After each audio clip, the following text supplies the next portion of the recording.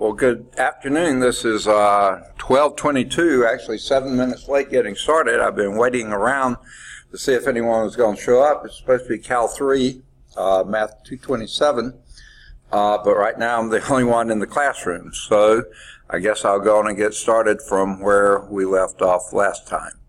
So we'll go from current slide. And we had just done example 5 on page 792. This is chapter 11, Vectors in the Geometry of Space. 11.5 is Lines and Planes in Space.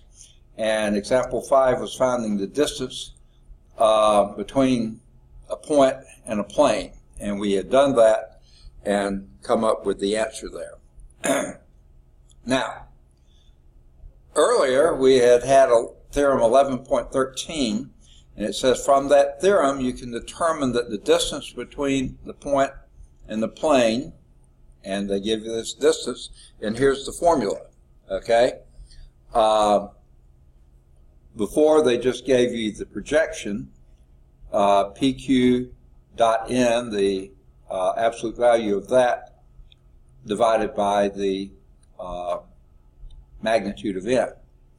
Well, if you have the point Q and the plane given here, then the normal to that plane, AX plus BY plus CZ plus D is equal to 0. Well, it looks like we may have a student. Yes! Okay, I'm so glad somebody is here. I've been talking to myself, and that wasn't pleasant, okay, because I wasn't listening very well. Okay, so let me get set up for projector, the light switch. Kind of a rainy day, huh? What is it, tropical storm or depression Norman or something like that? Glad to send a little bit of rain our way. All right, I just had gotten started.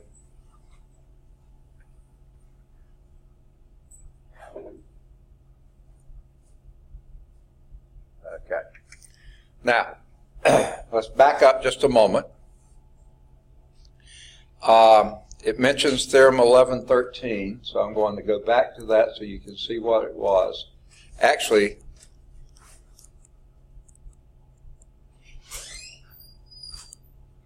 that was it right there. Okay, we got double the class size. Okay, Tyrell is here.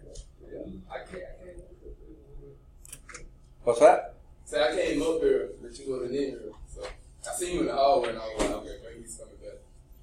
Well, I just had gone down to the restroom because I had come here and nobody was here, so I went to the restroom to wash my hands. And I got interrupted on the way, but then came back. So anyway, this right here is from theorem 11.13. I thought I was going to have to go all the way back, but this is from 11.13. The distance formula given in 11.13, the distance between a point Q, the plane and a point Q not in the plane, okay? That's the distance, okay? Now, you might ask, looking at that, well, where is P? What has P got to do with anything here? P is a point in the plane, any point in the plane, and then you do the distance from and basically PQ.n, that's going to be the projection between that divided by the magnitude of n, okay? So basically, if P is in the plane here, and Q is some point not in the plane, but not necessarily the closest point, well, n is the closest point, that's the normal vector to the plane, then you're projecting this distance on the PQ and then dividing out the magnitude of n, and that gives you that shortest distance between that. That's the D there. Okay? Now,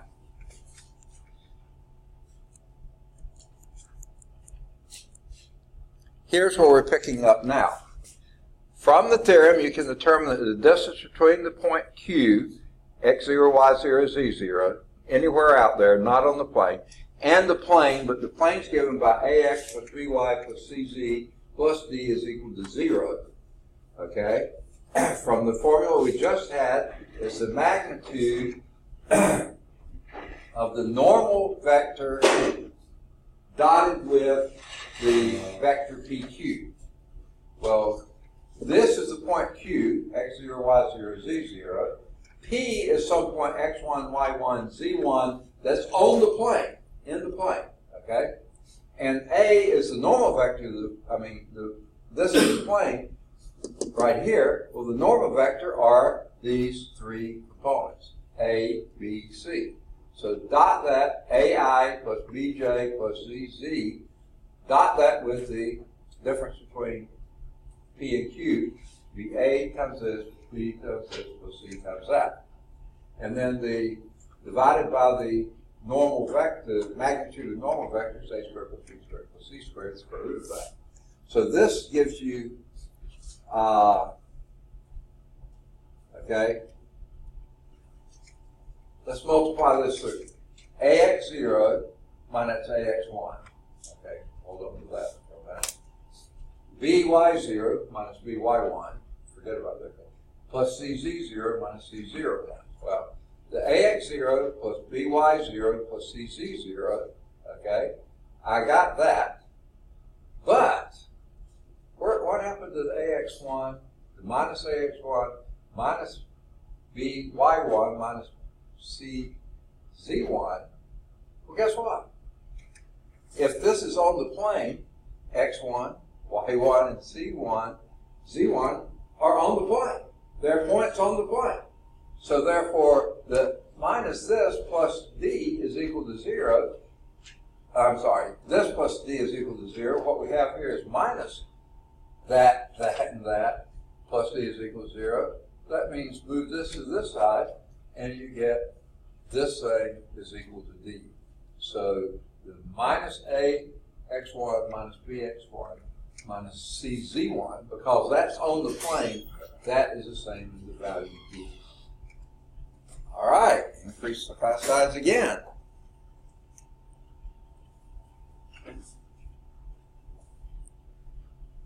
And it's Christinia, is that how you say it? Yes. Okay. Yeah, I forgot to circle these. Oh, Christinia.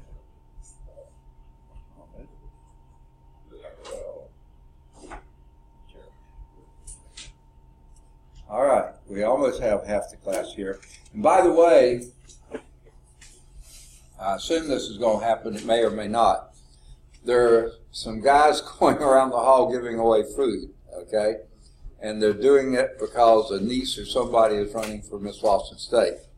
And they asked if I minded if I came by the classroom. I said, well, no one was in here. So they may or may not come by. They acted, it looked like they were sort of running out of food. But if they do, the cupcakes are good and the sandwiches are good. I got one, and then I realized, I said, well, why are you giving it? Oh, the niece is running. I thought, I can't vote for her, so why am I eating one of your cupcakes? But anyway, and here's mine. Okay.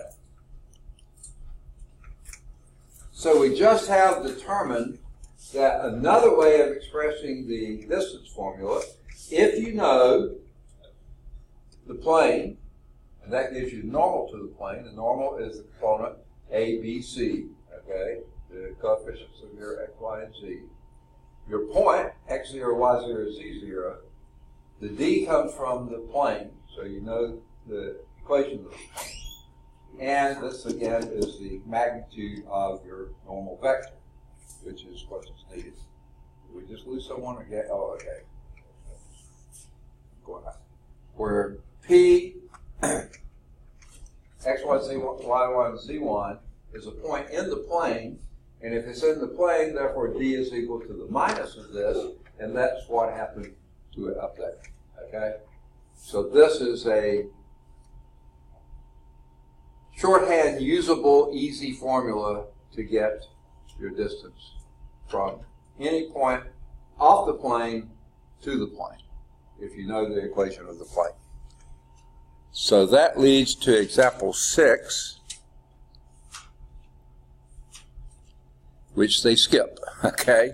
So let's go back and find some space.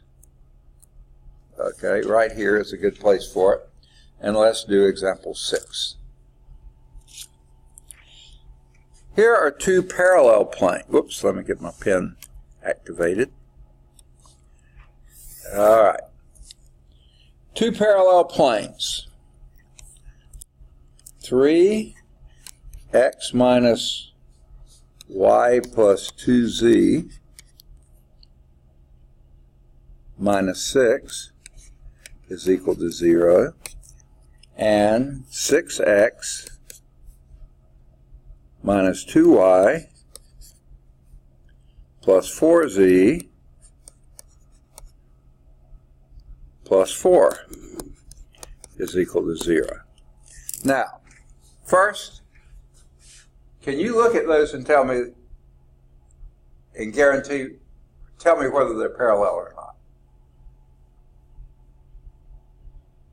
Doesn't quite seem like it unless you look at the coefficients. 3, negative 1, 2, 6, negative 2, 4. This is exactly twice that. Forget about the last number. That doesn't matter. That just separates. But yes, this has a normal, that has a normal, and they are basically multiples of each other. So if the normals are multiples of each other, that means they're parallel. Okay? So these are parallel planes. All right. Now they're shown in this figure over here. I'm not going to draw it. You'll have to look at the book. I can't draw planes on three-dimensional. Drawing on a two-dimensional board is not that easy to do. Okay? To find the distance between the planes, what we have to do is choose a point on the first plane. Either one of them. Okay? Let's just choose one point here. Okay? On this plane. Now, how am I going to go about choosing that?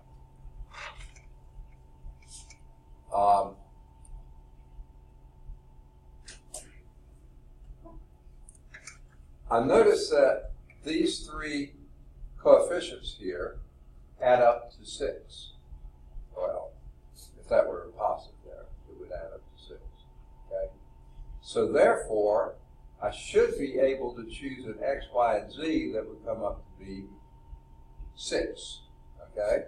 So if I choose a 2, not a 2, a 1 here, a minus 1 here, and a 1 here, that would be 3 plus 1 plus 2. That would be 6 minus 6 is 0.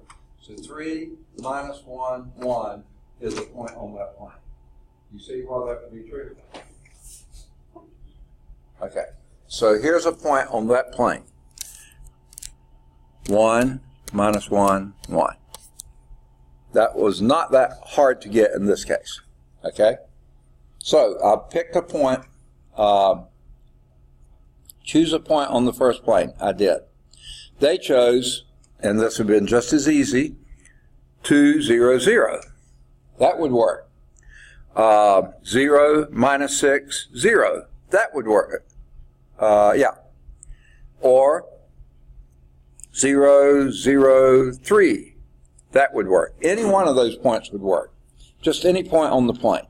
Okay?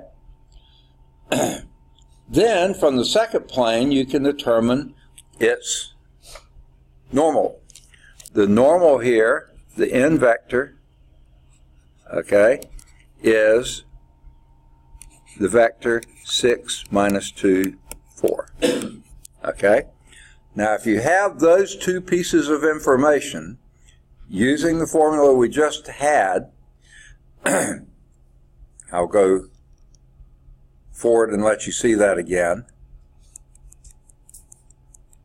That one right there. There's your A, B, C, your x0, y0, z0. You got the d from the other one, and then so you got everything you need right there. Okay? So you have the distance is equal to a times x0 plus b times y0 plus c times z0 plus d over square root a squared plus b squared plus c squared. Okay? Just check and make sure we got it right. We put absolute value bars. ax0 plus by0 plus cz0 plus d divided by that. Okay? What do you mean by ax? Okay, wait. What you say? What do they mean by ax0? I'm sorry. What do they mean by x0, y0? Okay, that's the point not on the plane. We just picked it out. That's the point that we picked. That's the point we picked out. It could have been any one of those points we picked out. Any one of them, just as long as it's on the other plane. Okay, so let's go back. All right, here we go. So, and this is absolute value. I forgot to put that in. Okay, that would be 6 times, I chose 1, okay,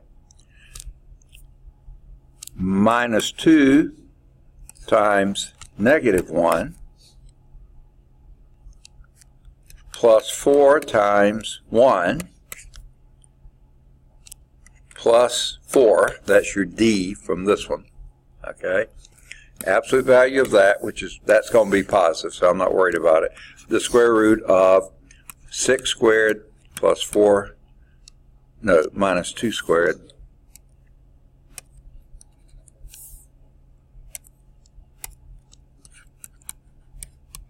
plus 4 squared. Okay? And that would be 6 plus 2 plus 4 plus 4 over the square root of 36 plus 4 plus 16. That would be 10, 16 over the square root of, goodness, I can't read my writing, that's a 4. 56, I think that is. Okay. See, are there any perfect, did I do it wrong? What's that? That was 36 plus 4, right? Yeah, that's a 4 right there. It's ugly. Negative 2 squared is 4. Is that what you meant? Yeah. Yeah. Okay. And that gave me 56. Okay. Now, 56 is 7 times 8, right? So it'd be 14. 7 times 8, 56. So 14 times 4. Okay?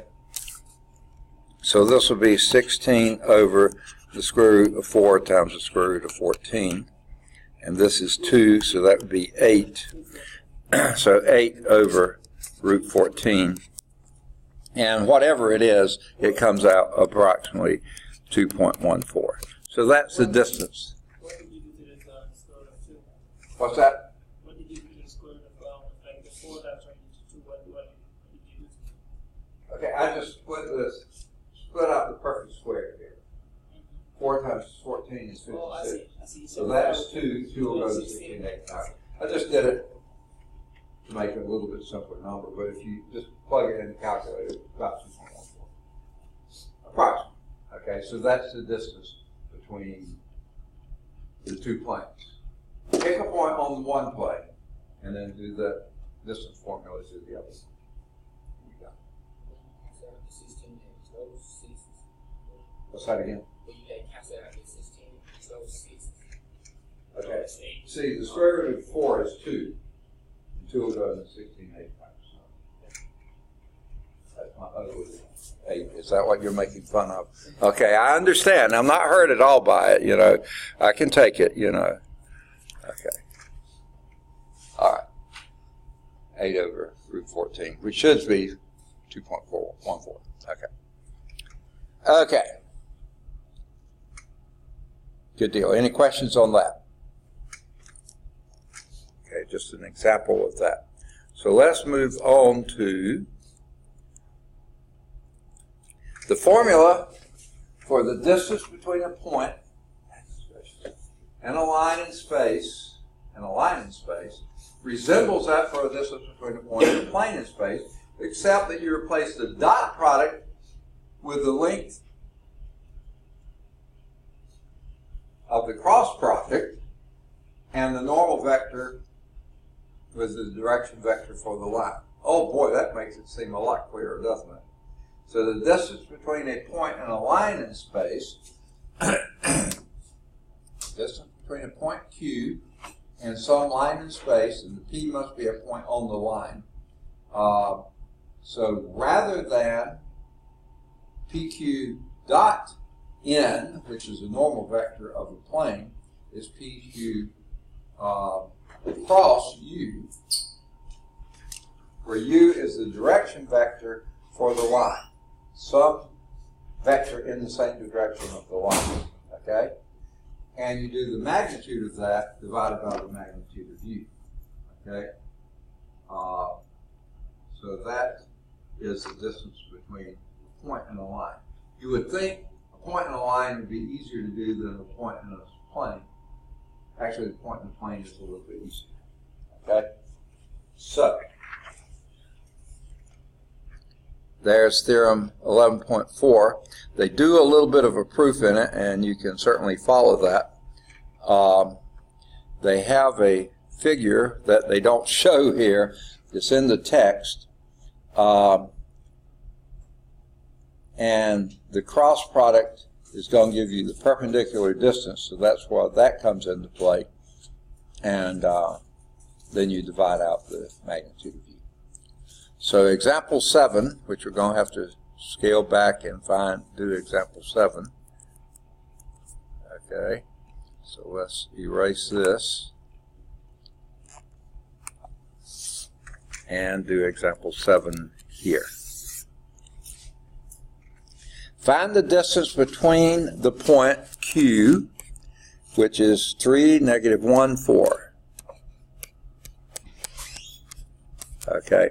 Points are put as ordered triplets in space, 3 space. So that's why the parentheses are there. Okay. And the line, and here's the line. X is equal to -2 plus 3t. Y is equal to -2t. And Z is equal to 1 plus 4t. Okay, that is a line in space. All your parametric equations are linear, okay, making it a line, and common parameter t. Okay? Now, if you recall, the coefficients of your parameter t, those are what they call the direction numbers. So 3, -2, and 4 are your direction numbers. Those are your direction numbers. And the direction vector would then be the line, and this is vector u, would be components. This is for the x, y, and z, so that would be 3, -2, 4. Definitely not a unit vector, but a direction vector. Okay? To find a point on the line, okay, you need some point on the line. Pick any t you want. The easiest one, 0. So here's a point on the line, -2, 0, 1. There's a point on the line. That could be our point P. And I guess, time out, we probably should have just verified that Q is not on the line. So let's just do that right now. Let's take the Y component. I guess that would be as easy as any. -1 is equal to -2t. So divide both sides by -2, and you get 1/2 is equal to t. So if you put a 1/2 equal t here, you certainly aren't going to get 3. And you're not going to get 4 when you put 1/2 in there. You would get 2 plus 1 is 3. So obviously, Q is not on that line. But P is on that line. Real easy. It's just the constant value set. Okay? So P is on the line, and there is your vector Q. I mean, vector U. Okay? Q is on line. So the vector PQ would then be this minus this, that minus this. Okay? And that's what we're going to use. Let's get the vector PQ here. And that would be, it's a vector, that's going to be 3 minus a minus 2 would be 5. You do the rest of it.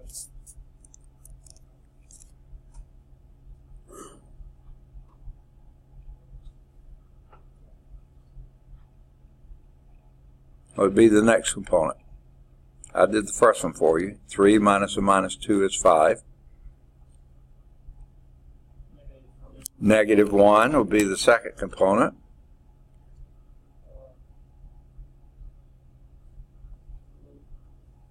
Second. 3 would be your third component. Okay? And then if you recall what the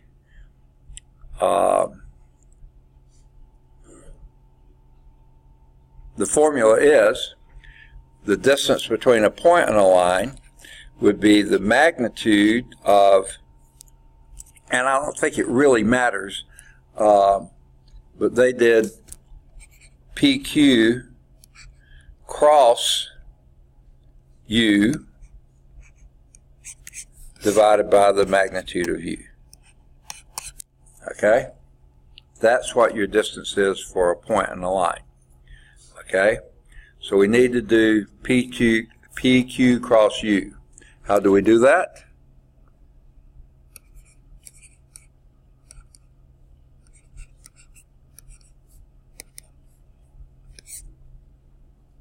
Three by 3?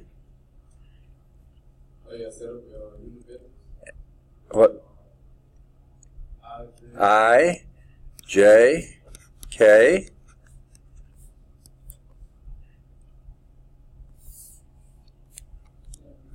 five minus 1, 3, 3, negative 2, 4, and then repeat the first two columns. I, 5, 3, J, negative 1, negative 2. Okay? And then do your, okay? This will be minus 4i plus 9j minus 10k. Now I'll erase those just to keep it from being so sloppy. It's already pretty sloppy. Okay. Let's do your up diagonals. And that would be, say again, plus 3k. Say again, plus 6i and minus 20j. Didn't have quite enough room to do it. Let's combine like things, and you get, if that's a 4, which I think it is, yeah, that's a 2i minus 11j minus, is it 7? I can't read my writing.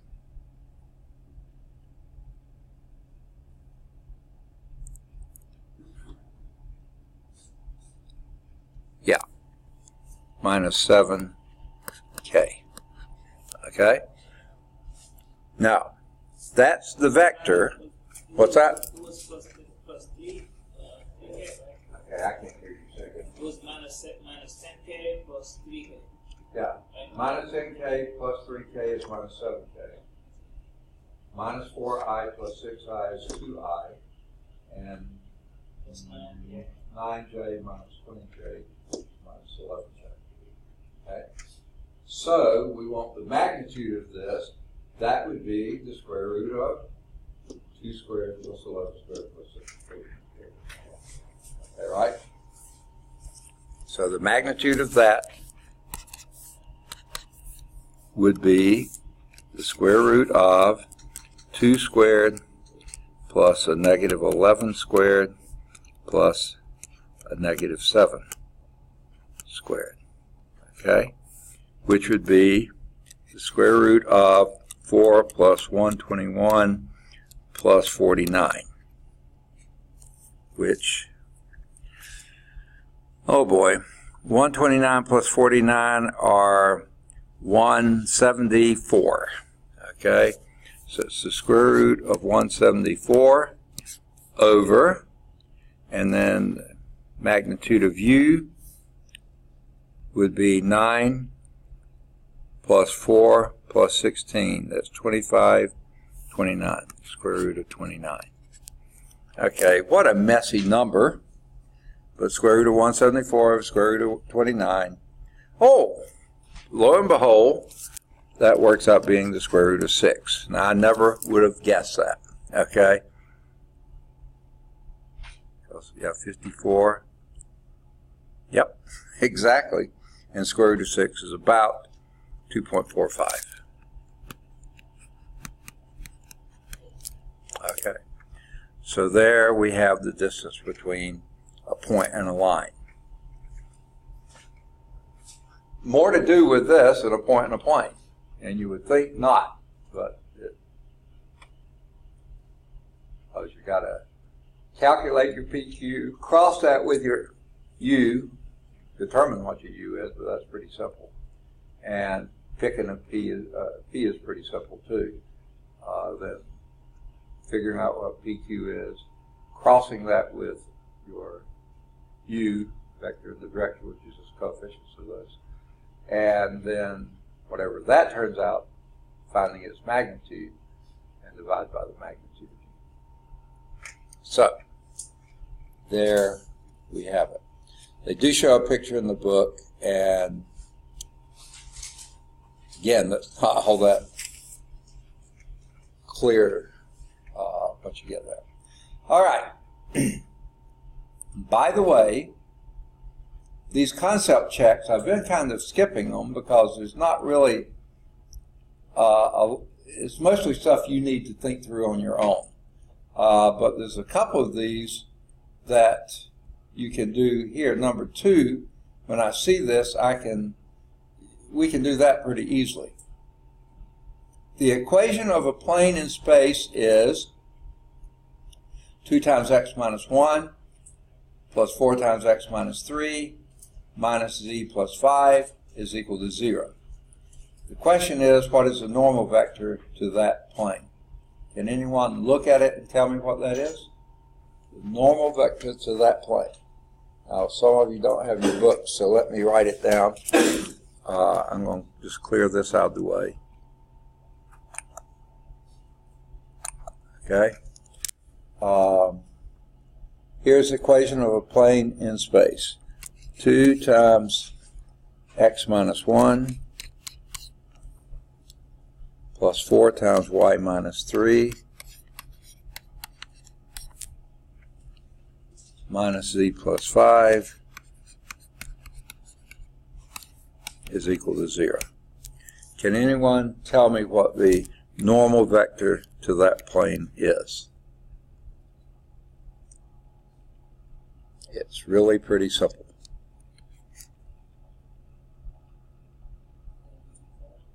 Again, 2, 4, negative 1. You got it. Done. Okay. So that's all they were asking for, just making sure you remembered how to do that. Okay, homework exercises. Due number 5 is at calcchat.com. Answers are in the back of the book, but if you can't get that answer, it's at calcchat.com. Do any of the odds 7 through 11. They're all at CalcChat. Number 9 is also at CalcView. Do either 13 or 15. They're both at CalcChat. 15's at CalcView. Do any of the odds 17 to 23, they're all at Calc Chat. Do either 25 or 27 or both, they're both at Calc Chat. Do either 29 or 31 or both, they're both at Calc Chat.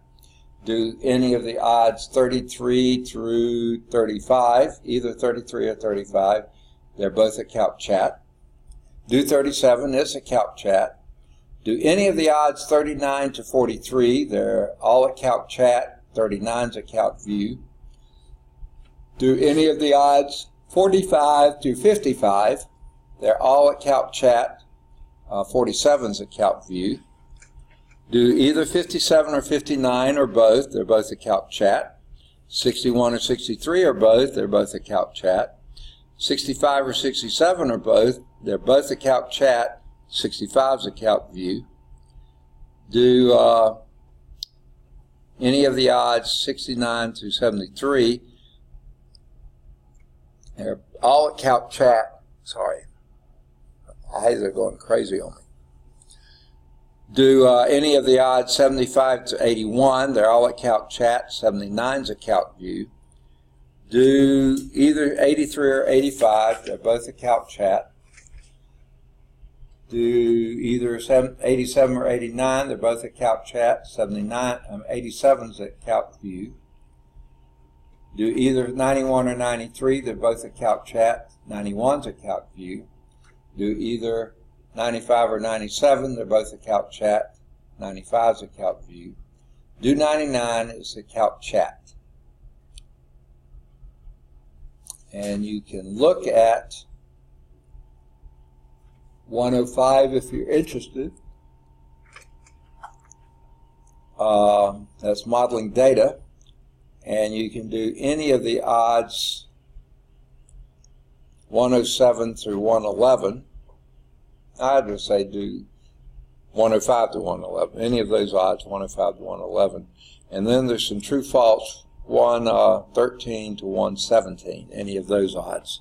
And those are all at Calc Chat. There's a section project if you're interested in that. You don't have to, but it's certainly something you can do. All right, that finishes 11.5. Okay. Now, y'all wanted to do those, and I'm fine doing them. This is where Cal 3 is supposed to begin, okay, at 11.6. So that was just catching up stuff building up to this. This is 11.6. It's called Surfaces in Space, and these surfaces on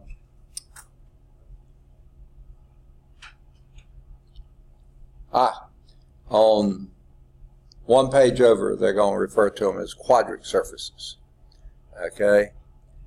And I don't think I'm going to start at the beginning, so let me set up there. All right. Chapter 11, Vectors and Geometry of Space. 11.6 is Surfaces in Space. So the objectives here are to recognize and write the equations of cylindrical surfaces. And in past texts that I've taught from, they usually do quadric surfaces first and then do cylindrical. This is doing cylindrical first and then the quadric. Actually, in many senses, cylindrical surfaces are more straightforward and probably a little easier. So probably a good way to approach this. And then it says recognize and write equations of surfaces of revolutions, which is something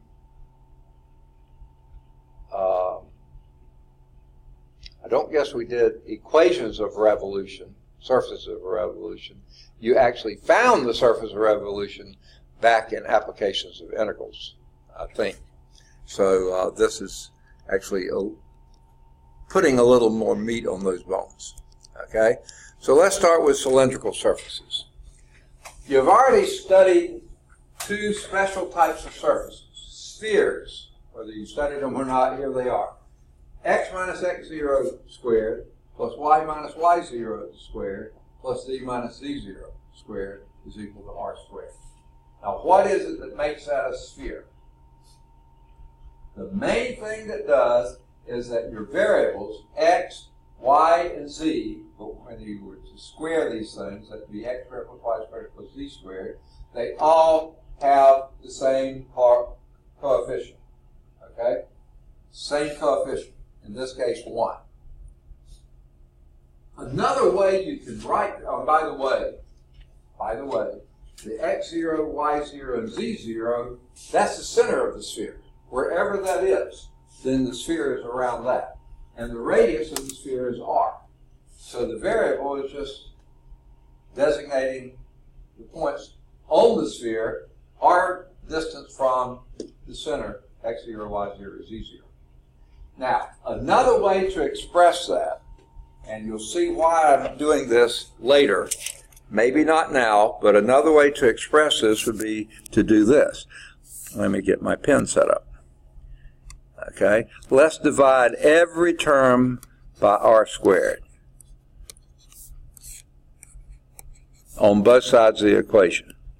Okay, now what that gives us, I'm going to write it down here, x minus x0 over r squared plus y minus y0 over r squared plus z minus z0 over r squared is equal to 1.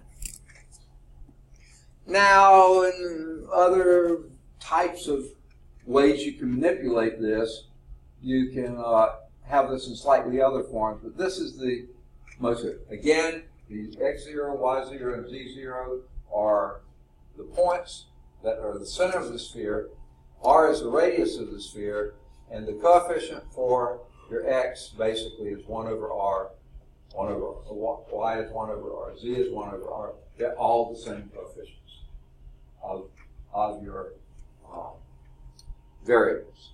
That's what makes it a sphere.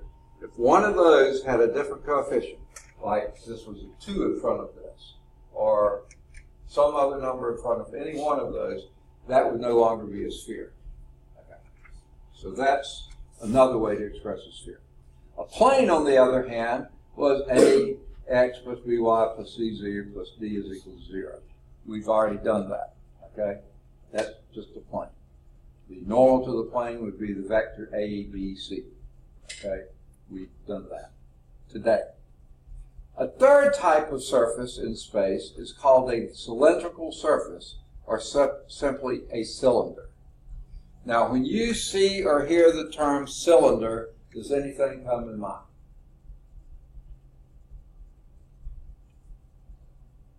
I think of a tin can. Or picture your bottle there, cut off that top part, now even lower than that, and the part that's all universally circular there, that's the cylinder. Okay? That's a very special kind of cylinder. A right circular cylinder. The base is a circle and it's at right angle to the base. The cylinder goes up. So that's a very special kind of cylinder. What we're going to talk about now is any cylinder. Not necessarily right and not necessarily circular. Any cylinder. And these are called cylindrical surfaces. To define a cylinder, okay, they're going to start with the familiar right circular cylinder, just like I did. Cylinder was generated by a vertical line moving around a circle. X squared plus y squared equals a squared. I would have called that r squared, but they called it a squared. Fine, whatever. That's the radius of the circle, and x squared plus y squared, those are the variables of that. So, the cylinder was generated by a vertical line moving around that circle in the xy plane. That's our good old famous right circular cylinder. The base is a circle, and it's at right angles with the plane that that circle's in. Okay?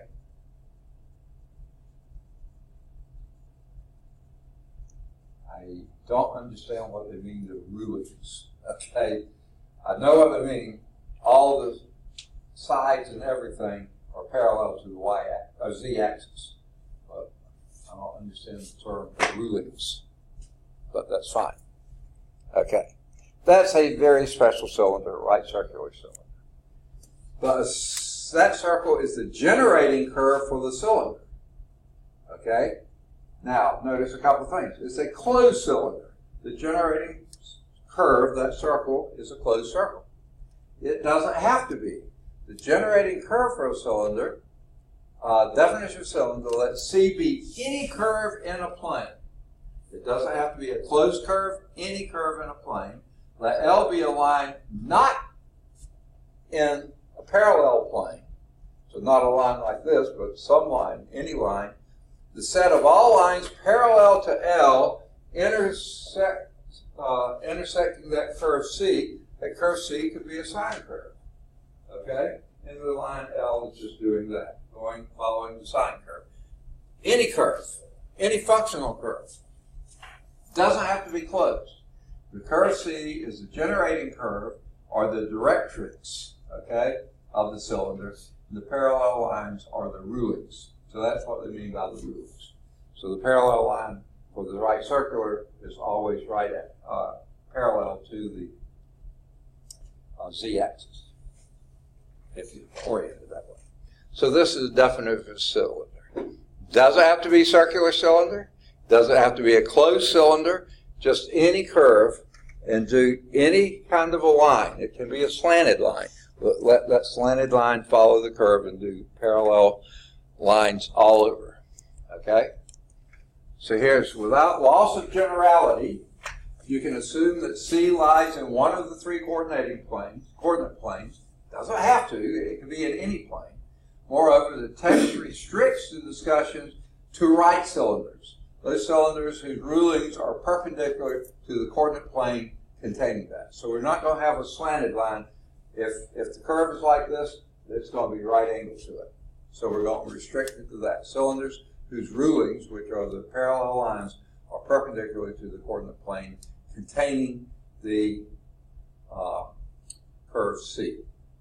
So here they show the curve is in the XZ plane, so all the rulings are parallel lines to the y-axis, but they go through that curve. Okay? Notice that the rulings intersect C and are all parallel to some line L, which is parallel to the coordinate axis that's perpendicular to the plane that contains the curve. Okay. Make sense? Notice it's not a closed curve. It's just this generating curve in the XZ plane, and then all the rulings are parallel to the y-axis, but intersect the curve. So that's the right cylinders we're going to be dealing with. They're not closed and certainly not circular. For the right circular cylinder, shown that the equation for the generating curve was just like they said before, x squared plus y squared is equal to a squared. I would have called it r squared, but they called it a squared. To find an equation of the cylinder, note that you can generate any one of the rulings by fixing the values of x and y and then allowing z to take on all real values. Okay? In this sense, the value of z is arbitrary and therefore not included in the equation. Okay? Because for any x, y value you choose, the z can be anywhere as long as this thing is satisfied. Okay? So it's totally arbitrary. In other words, the equation of that cylinder is simply the equation of the generating curve. You just say it's in free space, meaning the z can be any value. Given an x, y, every value possible for z will be along that line, x, y. So equations of a cylinder, whose rulings are parallel to one of the coordinate axes contains only the variables corresponding to the other two axes. The other one I did, that they had up there that was in the xz plane, that curve, whatever it was only in terms of x and z. Y was not included because all the rulings were parallel to the y-axis. Y could go infinitely in any direction as long as the xz were on the curve. generating curve. All right, so here, yay! Can't wait to start sketching some three-dimensional sketches on a two-dimensional plane. This is so much fun. All right? Now, I do a terrible job of this, so bear with me. Here's the z-axis. I can draw that one usually fairly well. Y-axis, not too bad either. And the x-axis, I just try to put out here somewhere. Okay, now this is not going to be as pretty as the one in the book. Here, z is equal to y squared. So the independent variable is y. Give me a y.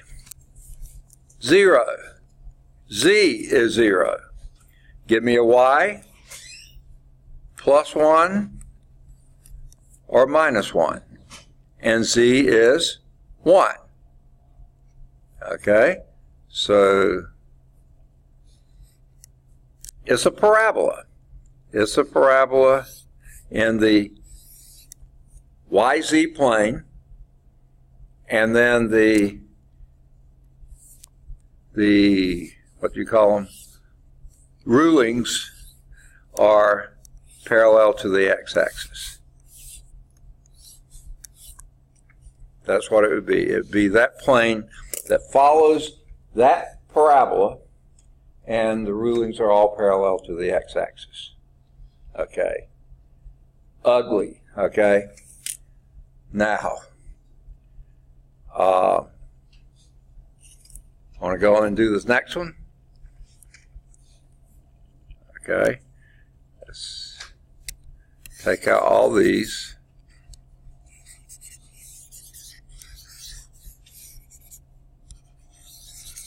Okay.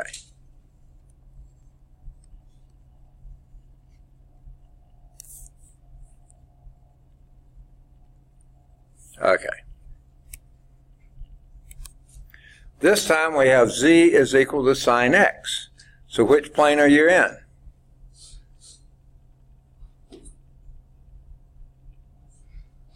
Second? The xz plane, exactly. Which is the independent variable, which is dependent?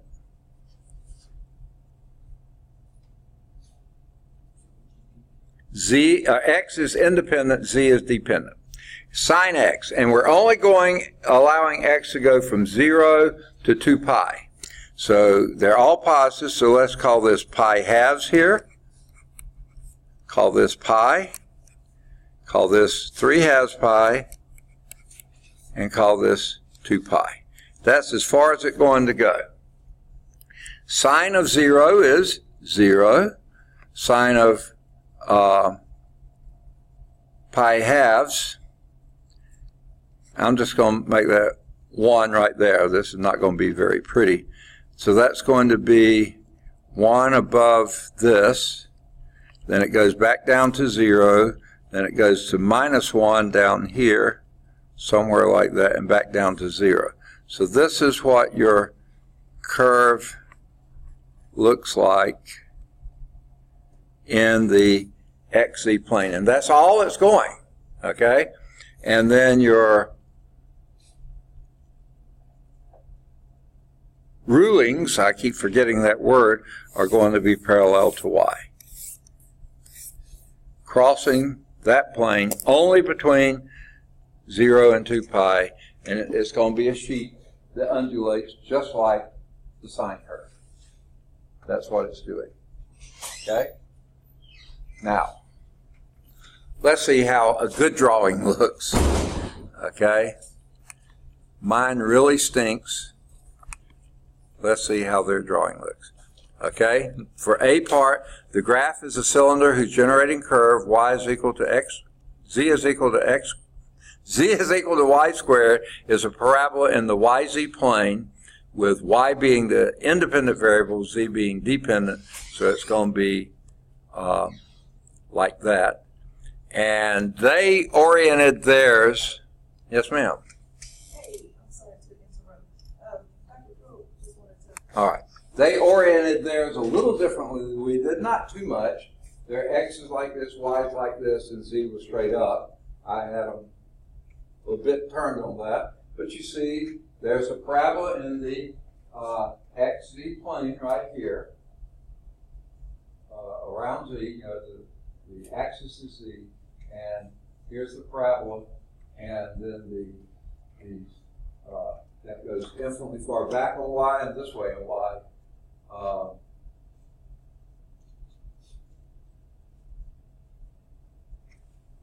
And there's one of the rulings, but that's the only one they really showed. I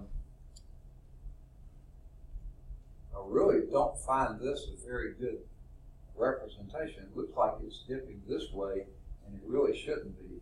Oh no, not really like this. So the rulings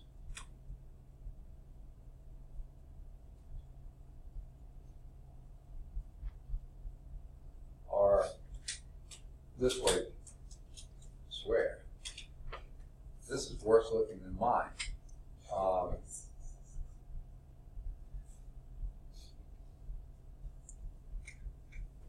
So hard to see this. This parabola is going up and down the xz plane like this, and the rulings are coming parallel to y. That's the only one they showed. If they were to show one here, it would be something like that.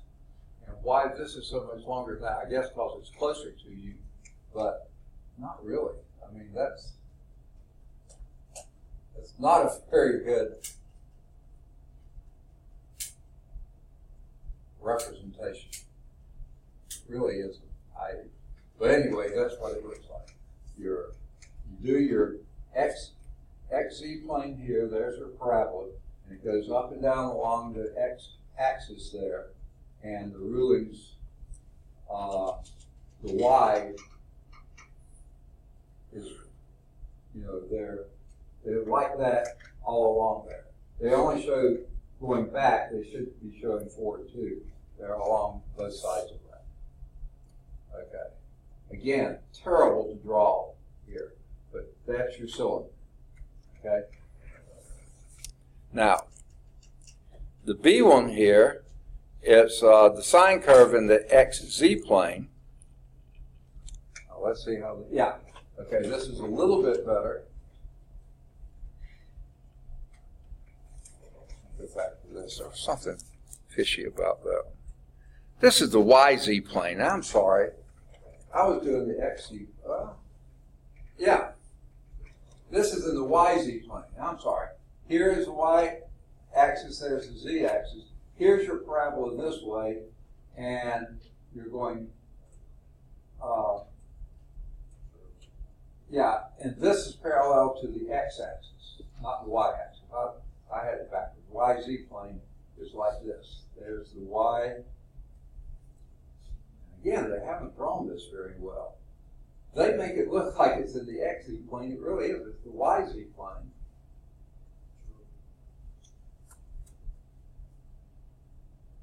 This is here's Y and Z. This parabola is in this plane, and it's going back in X and forward in X. So, and all these things are parallel to the x-axis. Okay, again, it's a miserable drawing. Okay, it should be oriented like this, and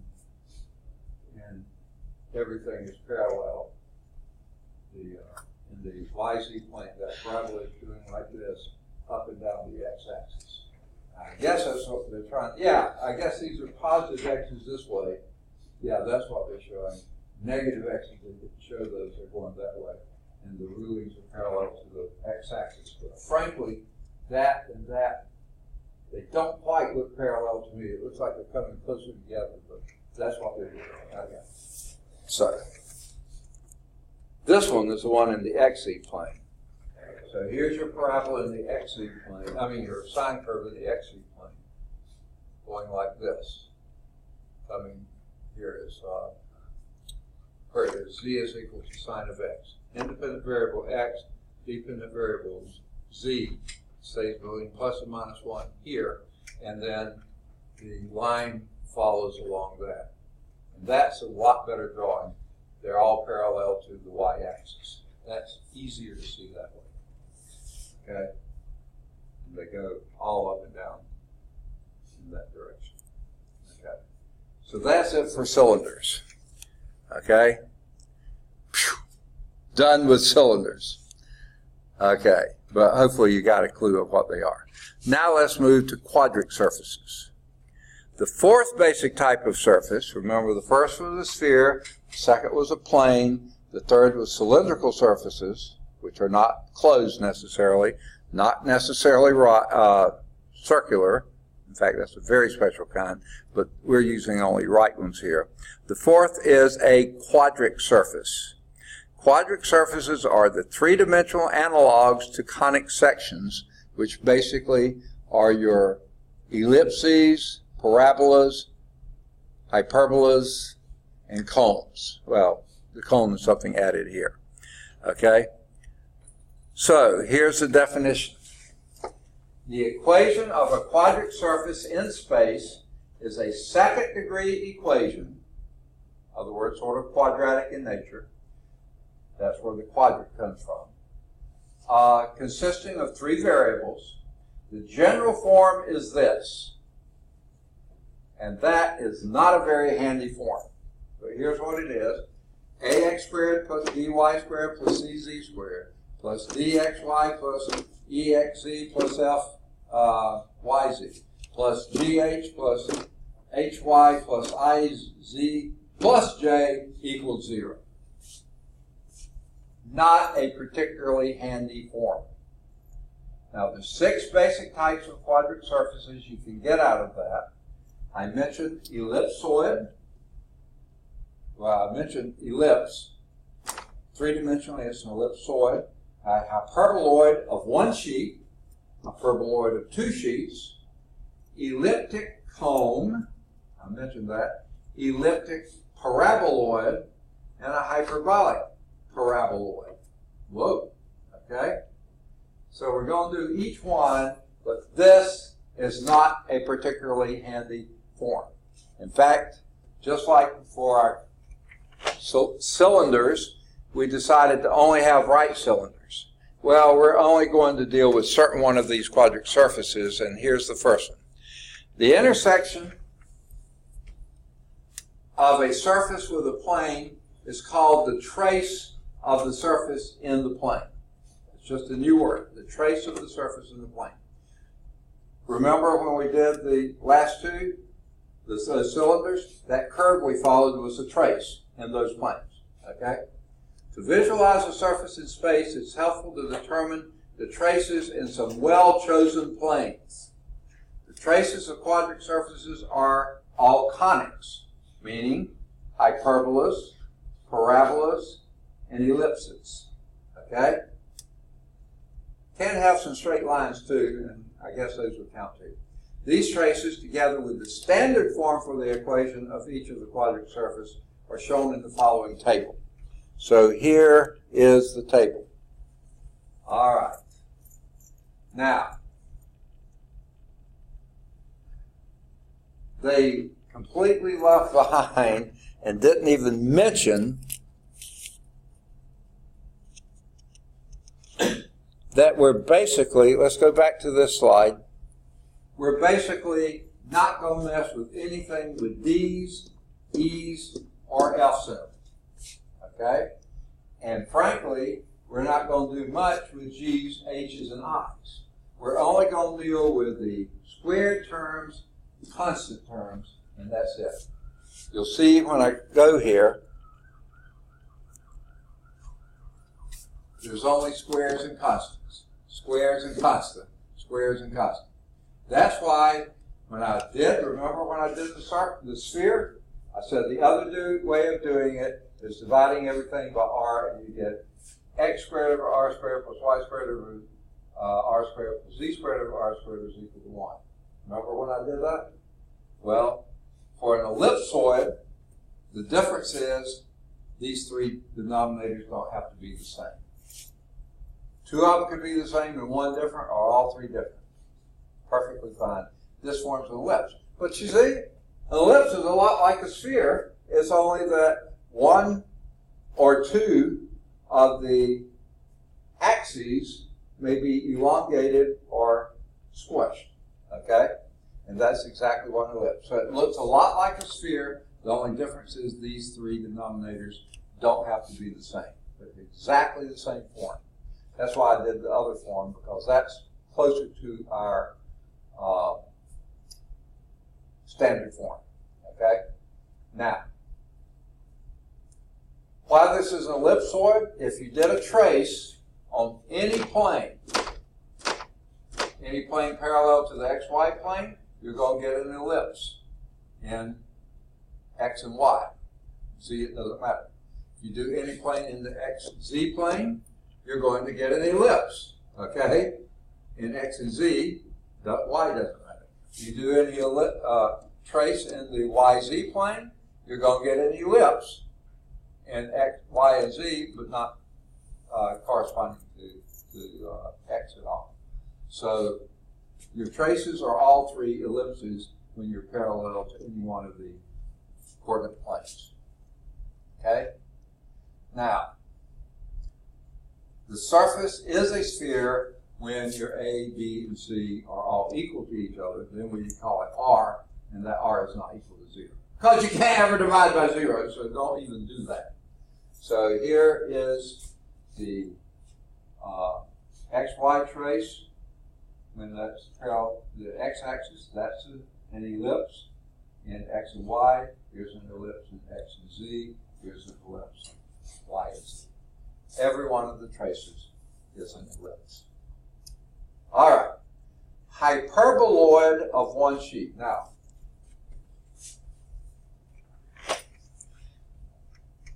have any of you done conic sections themselves? Okay. I thought not, because I know we'd never covered them. Let me see if I can find. This is a little bit review. Okay? A sphere, I can't spell, okay, is x over r. See, I think they write it as x squared over r squared, don't they? Yeah. X squared over r squared plus y squared over r squared plus z squared over r squared is equal to 1. Okay? Now, if you wanted to get a little more general, you could do x minus x0 squared, y minus y0 squared, z minus z0 squared. Then you would have an offset. This is centered at the origin. That one is. If you had a x0, y0, and z0 up there within the squared, then that would be your center somewhere else. That's where you get those last three terms, I, J, K, or whatever they were when you had that. We're not even dealing with that. Okay, now, what is that similar to? What is the trace of any sphere? A circle. And what's your circle? X squared plus y squared is equal to r squared, right? That would be a circle in the xy plane, or yz plane, or xz plane, just change your variables. Or you could write this as x squared over r squared plus y squared over r squared is equal to 1. There's another way to express a circle. Okay? So this is a circle. That's your conic section. Very special case of a conic section. This is your sphere. Okay? So let me do the other conic sections. Okay? Ellipse. Is that one or two L's? I don't remember. Okay? That would be x squared over a squared plus y squared over b squared is equal to 1. All right. A lot like a circle, only the a and b don't have to be the same. If a and b are the same, it is a sphere. It is a circle. If they're not, if a is longer than b, it stretches this way. If b is longer than a, it stretches that way. Okay? That's your ellipse. Your hyperbola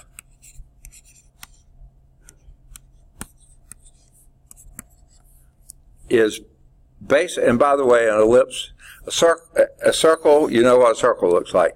An ellipse is either like that or like that, either one, okay? Hyperbola is x squared over a squared minus y squared over b squared is equal to 1, with a minus sign there, okay?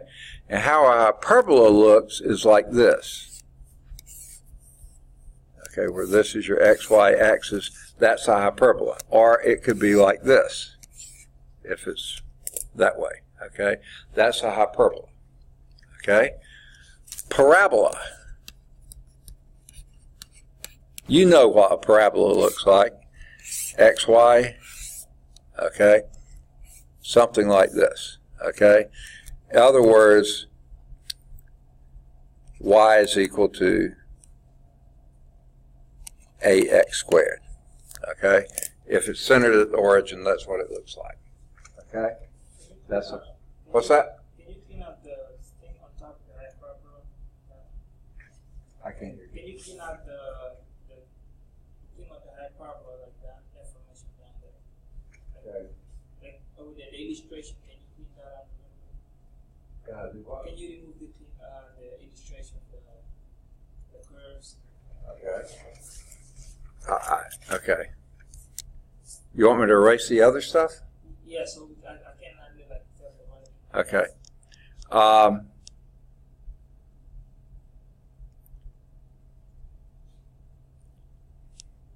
Can I erase the other stuff? Are you okay with that? On the lines, just the lines. You talking about when you drew it out, the hyperbola? Right. You're drawing how it looks. You're saying The bottom one is going through the equation. Yeah. Okay. Okay. Let me see if I can find. Okay, maybe here. Oops. Okay. Here, if you picture this, they can always come in pairs. The only trouble is, yeah. Here's the pair. That's hyperbola. They are close to each other along the axis, and the further out they get, the wider they get from each other. Okay? So these two here or these two here. Okay? Those are hyperbola. Does that help? Yes. Okay. Those are ellipses, elongated circles, egg-shaped almost. Almost football shaped, okay, not soccer, but football, okay. So any pair of these is an ellipse. I mean a hyperbola, okay. They come close to each other along the central axis. When it's x squared minus y squared, it's like this. When it's y squared minus x squared, it's like that, okay. Is that okay?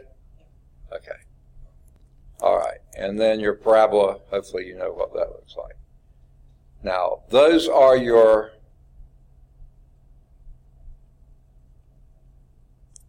three major conic sections. We talked a little bit about circles, but we'll leave those out. Ellipses, hyperbolas, and parabolas.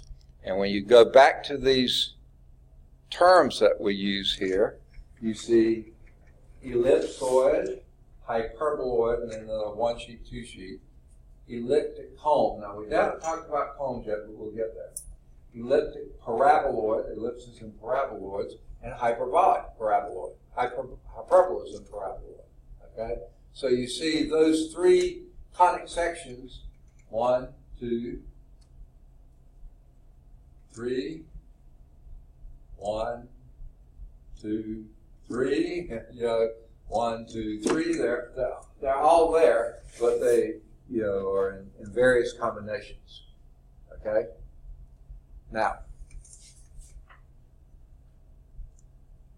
Oh wait, yeah, and I showed you what the equations were like. Okay. Let's go back to that parabola again. If I wrote it like we did before, that would be something like this. X squared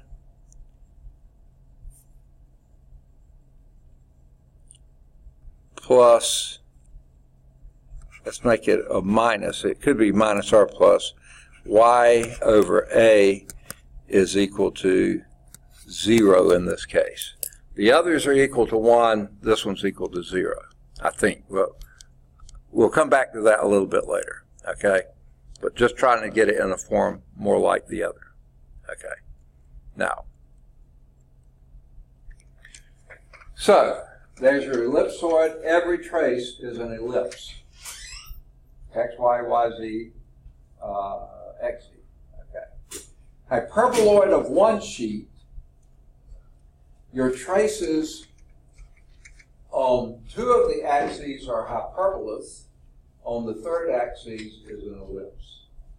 See, this is an ellipse here in the XY plane. Now, if those happen to be the same, it could be a circle. But generally, in general, all circles are ellipses, okay? But not all ellipses are circles. So you can call that an ellipse, and if they happen to be the same, it is also a circle. These two are both hyperbolas. That's hyperbola of one sheet. Now, here is its thing. And notice here, if you were to, I'm going to show something here too. If Z was in material, that is your equation for an ellipse, right? If Y was in material, that's your equation of an ellipse. And you're seeing them right there. If X was in material, that's the equation of the ellipse. And that would be in the YZ trace. This one would be in the XZ trace, an ellipse there. And this would be in the XY trace. Okay, so all of those are ellipses. All right, let's do the same thing here. If you wipe out the Z's in the X and Y plane, you have ellipses, right? That's the same as that, you have an ellipse. But if you wipe out the Y's, you have an hyperbola with the minus sign there. And that would be in the XZ trace, that would be those two. And if you wiped out the X, this would be an ellipse hyperbola in the YZ plane. So hyperbola here in the XZ plane, hyperbola there in the YZ plane, or an ellipse here in the XZ plane. XY plane, and everything above and below that would be ellipse, and same with hyperbola. Okay, so that's a hyperboloid of one sheet. Okay, has the same form. The thing is, only one of those variables is a minus; the others are plus. Okay, now hyperboloid of two sheets. Okay. Both of the signs in the middle are minus. One's not plus and one minus. They're both minus. Okay? Now, if you looked at the trace, of course,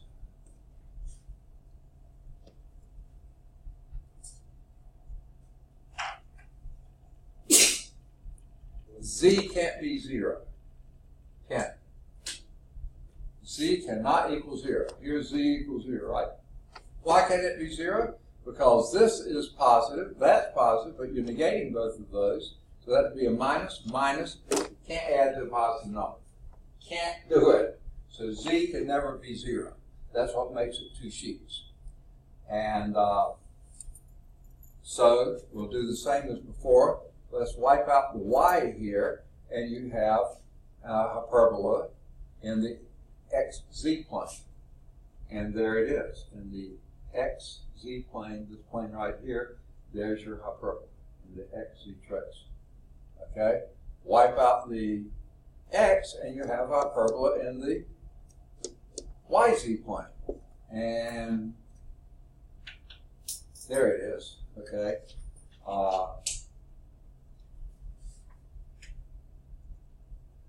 Where is the YZ? Ah, there it is. They're showing both of these both being the same, and they're not quite the same. It's a pretty lousy rendition. this is supposed to be connecting with that one. I wish they did them in different colors. That would make more sense. Okay, this looks like that's the same curve there, but it's not quite. Now, there is no XY trace, because Z can't be 0. But parallel to that, if you let the Z be a big enough number, so this number is greater than these two, then you can have it equal to 1. So if Z is some constant, as long as it's a big enough number, then you can move that to this side, this to this side, and you would have ellipses up here. Because x squared, move this over here, x squared over a squared plus y squared over b squared is equal to z squared over c squared minus 1. Okay? So in other words, as long as this is greater than 1, then that could be ellipses here. So that's why you have a space there. You have to have the z squared over c squared greater than 1. That's why the gap is in there. That's hyperboloid of 2 sheets. Again, ellipse and ellipse up here and down there, but hyperbola and hyperbola in the other two. Now, here's your elliptic cone. Okay? Now, it looks a lot like your hyperbola of 1 sheet. The difference is it's equal to 0, not 1. What that 0 means is that x squared plus y squared. Okay, let's take this to be. That would be when z is equal to 0, you're only at the origin. Okay? When y is equal to 0, you're only at the origin. When x is equal to 0, you're only at the origin. So 0, 0, 0, everything centered right there. So basically your hyperboloid of 1 sheet is you've taken the belt around the middle and squeezed it, until it made a cone, elliptic cone. Now why is it elliptic? Because all your traces here are ellipses. Anything parallel to the xy plane is an ellipse. Okay? But if you have anything, okay, so if you move this to the other side, then that gives you an ellipse. Because that's always positive, these two are positive, so that gives you an ellipse. That's just some number, and that's an ellipse, okay, in the parallel to the xy plane.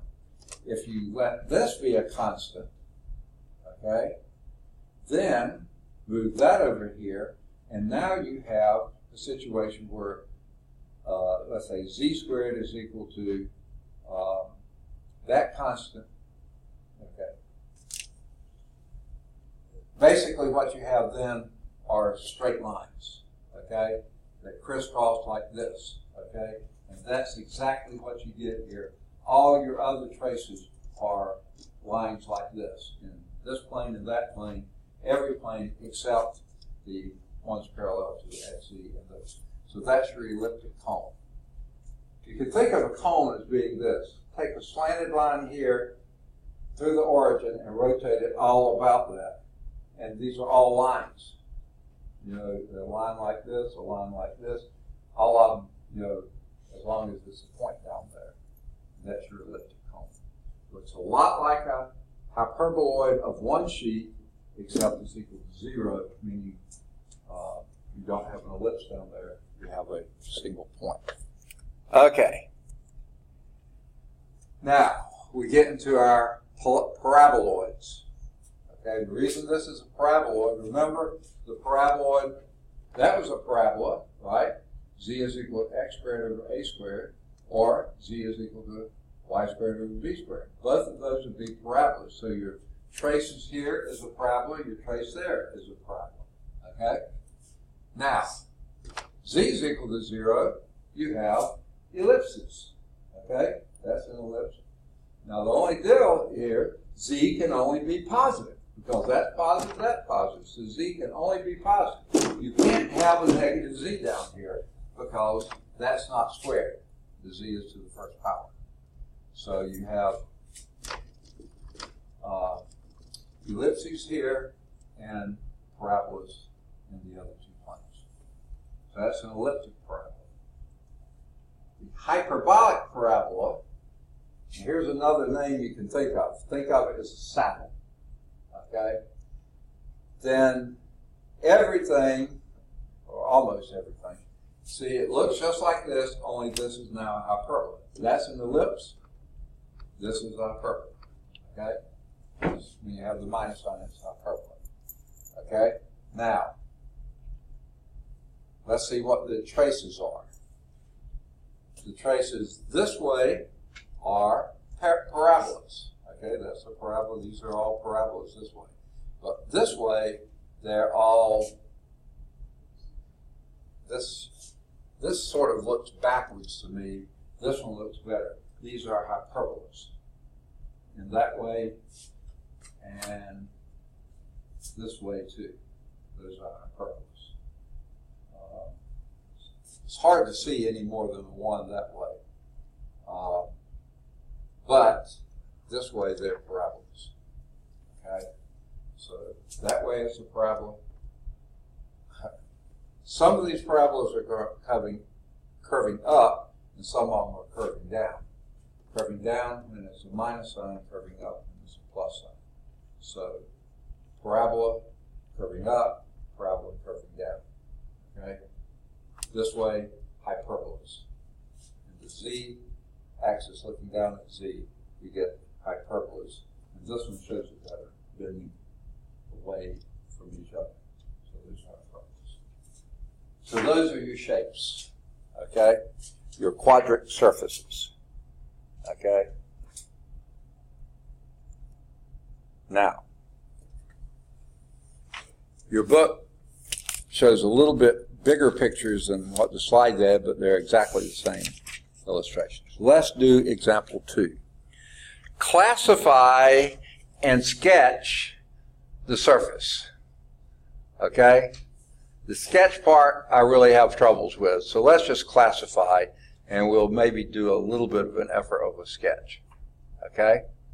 Now, what would be the first thing you would do to try to classify this?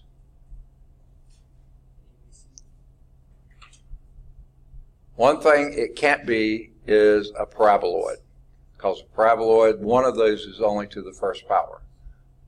Okay? All right. Let me show you on this one. What I would do first would be to subtract 12 from both sides. Okay? That gives me 4x squared minus 3y squared plus 12z squared is equal to minus 12. Okay? Next thing I would do is divide by minus 12.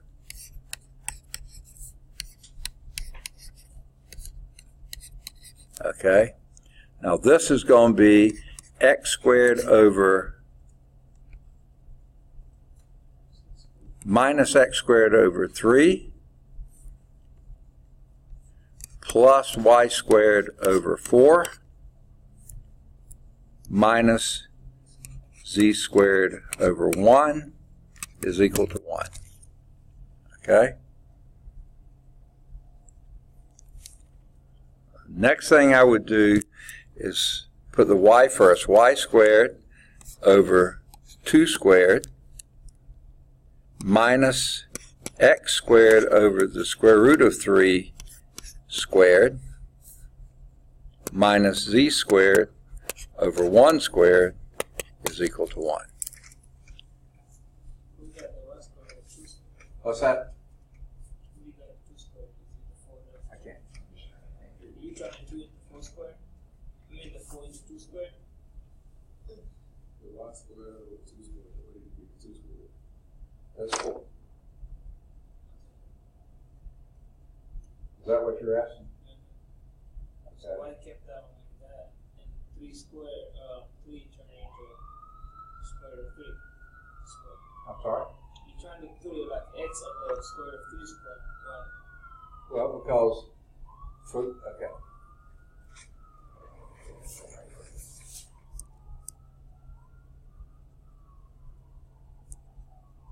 Okay. Look at our standard form. okay? It's a squared over a squared, plus or minus squared over a squared, plus or minus squared over a squared, equals 1. See? Okay. Now, they're not real clear here, but your A is how far out on the x-axis you go, the B is how far out on the y-axis you go, and the C is how far out on the z-axis you go. So that's why I wanted them squares. Okay? Now, that was a perfect square. That's a perfect square. That one's not, so I had to put a square root there. So that was 2 squared, 1 squared. I'm sorry, 2 squared, 1 squared, and square root of 3 squared, just to make it a perfect square. Okay? Now, what form does that look like?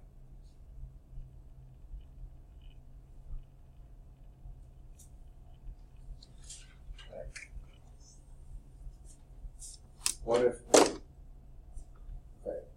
What if y was 0? What can you tell me about that? What would your x and z have to be? Say again? Spheres. No. Hyperbola. Okay. Okay, you're getting close. Okay. If that was that's hyperbola.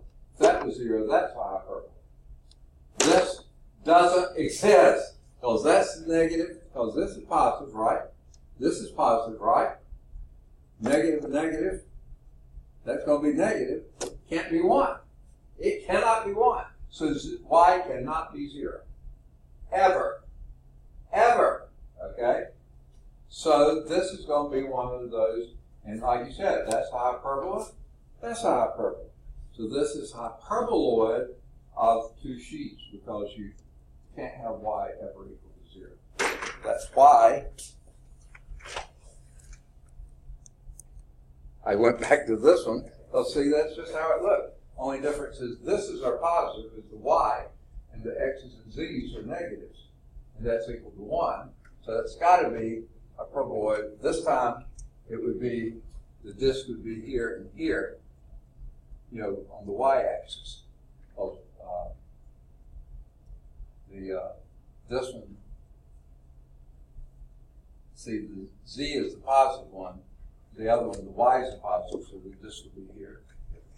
Does that make sense? So that's a hyperboloid of 2 sheets. And if you were going to draw it, you would draw it with these things like this and like that, along the y-axis. That's the central axis. And these circles or ellipses this way would be not too far off. One's the axis of 1 and one's the axis of square root of 3. And square root of 3 is 1.7 or something like that, and this is 1. So the x, they would be a little longer on the x's and shorter on z's. So they would be ellipses like this and like that. Okay? So we sort of drew it, but not really. Okay? Does that make sense? So the y squared over 2 squared, if that equals up to 1, it's a hyperbola, right? That what you're saying? So that if you take out the y squared and 2 squared, and if that equals to 1. If you try to set that equals 0, that never happens. So in other words, y can never be 0. So that's why the things are like this. It starts with y here, it goes out, and y negative here, and goes that way. You can't have y equals 0, and you're going to have a gap in there.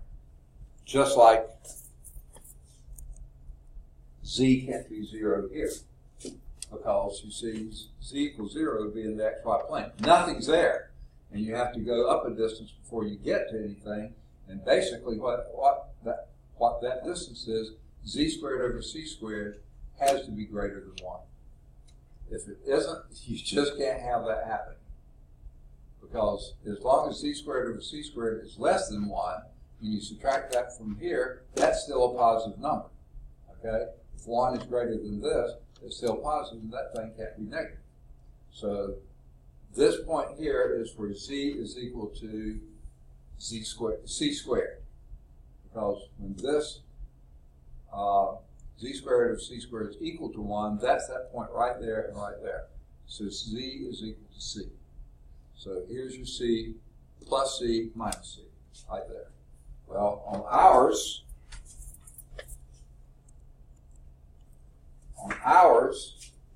y is equal to 2, and y is equal to minus 2.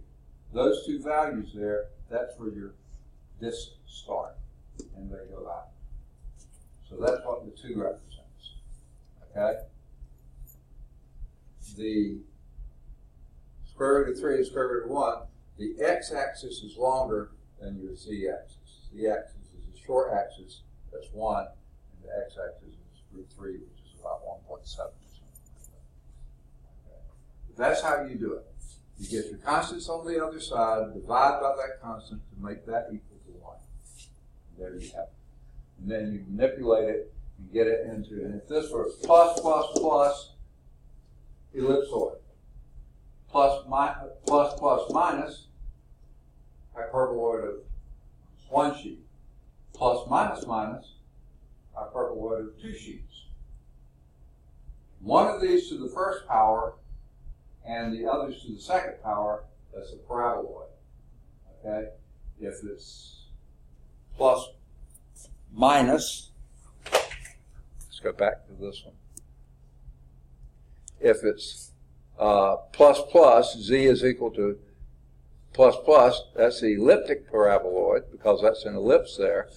This is a hyperbolic paraboloid. Z is equal to 1 squared minus the other squared. That's a hyperbolic because that's a hyperboloid. Hyperbola, that's an ellipse. And z is equal to 0. So that's how you tell those two. Now, did I hit them all except the cone? The cone is the 1 equals 0. Okay? If that works out that way, it's equal to 0. Okay. All right. Got that okay? Now, let's see how they do it. I don't know if they do it exactly the same way, but let's see what they do. Begin by writing the equation in standard form, which that's not. So they divide everything by 12 first. I moved it to the other side and divided by 12. Actually, they divided by minus 12 first, which was not obvious why you would do that, but they did. Are we getting close to time?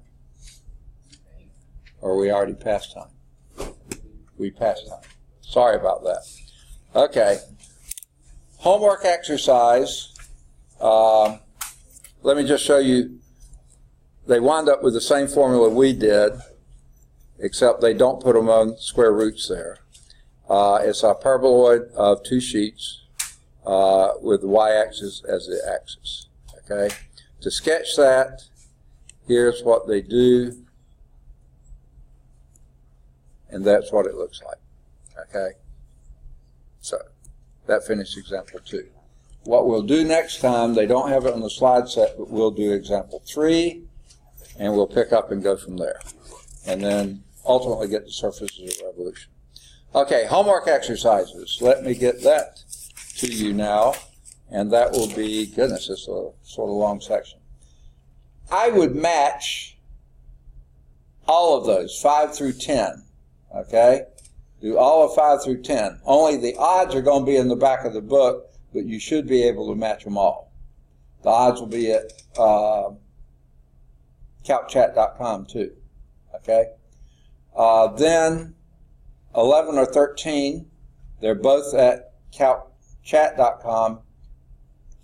11's at calcview.com. And then do any of the odds 15 through 25. They're all at calcchat. 17's at calcview. Okay? And stop there. Now you can look at 27, 29 if you want to. But I don't know if they're at calcchat or not. They should be. We'll do the rest of those next time. What we do of them. I'm not going to swear we're going to do them all, but we'll go from there. All right, good deal, folks. And soon we'll be through with this and get into what I consider the real meat of the course.